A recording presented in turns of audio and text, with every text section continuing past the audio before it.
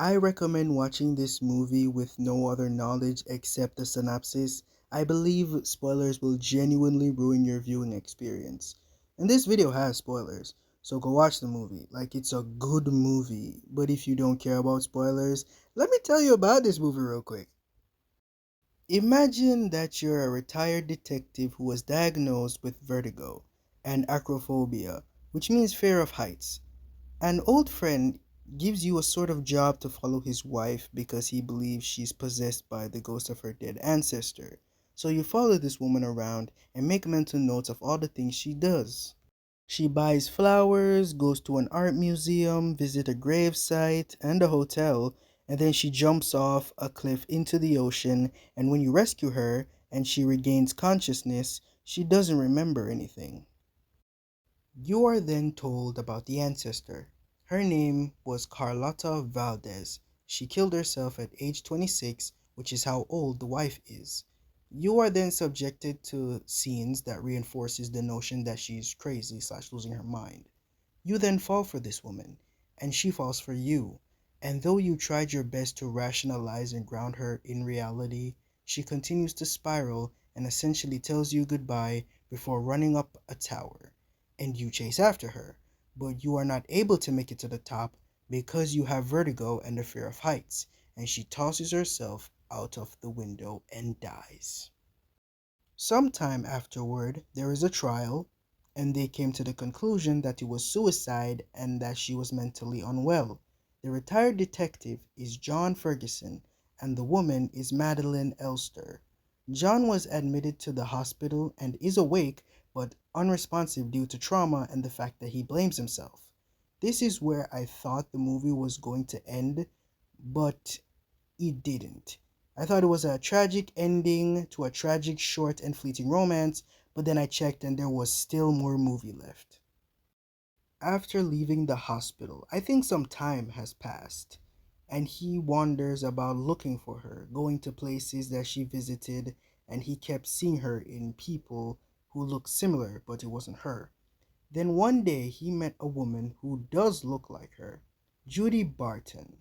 And this is where it's revealed that the woman that he was following wasn't the real Madeline. It was Judy. She was hired by the husband to act like his wife so that he could kill her and take her money.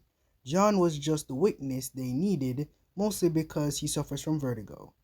They knew he wouldn't be able to go to the top of the tower, which is where the husband was with the real Madeline, who was already dead. So when Judy ran up the stairs and to the top of the tower, the husband tossed the real one out the window and paid off Judy and left the country.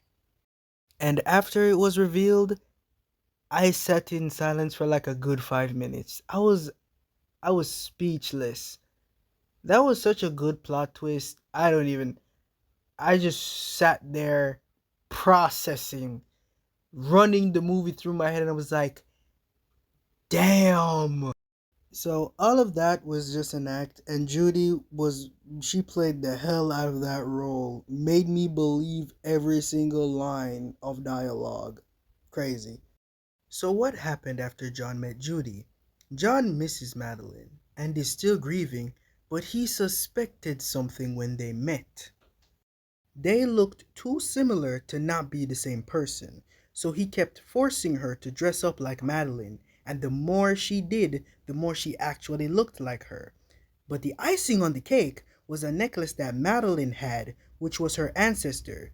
Judy had it. And that's how he was able to put it together that Judy is Madeline. John then took Judy back to the church where Madeline died and forced her to run up the tower so that he can reenact Madeline's last moments. And this is where he confronts her about it. How it haunts him, how it messes with him, how he's tortured by the fact that he was not able to save her. And this moment is where he's supposed to save her, how he gets over it by saving her. This was his second chance, and to my surprise, John actually makes it up the top of the tower. But then a nun who heard them came to investigate and spooked Judy, who stepped back and fell out of a window and dies. And that's where the movie ends. Literally no words. Like for the second time, I sat at the edge of my seat in silence. Was like, that's literally where he couldn't even he couldn't even save her. They both died. Damn, damn, damn. And the guy who was at the root of this is gone. Got away scot free. That's crazy, man. It's just such a sad ending. I feel so bad for John right now. He couldn't even save the second one. He couldn't save her, couldn't save the second one. He lost both women. It's just very sad.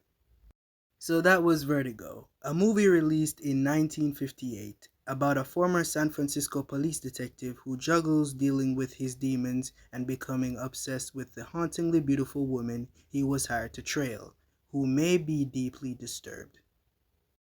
As I said before, after I finished the movie, I literally just sat in silence. I wasn't expecting the movie to end the way it did, and I was pleasantly surprised.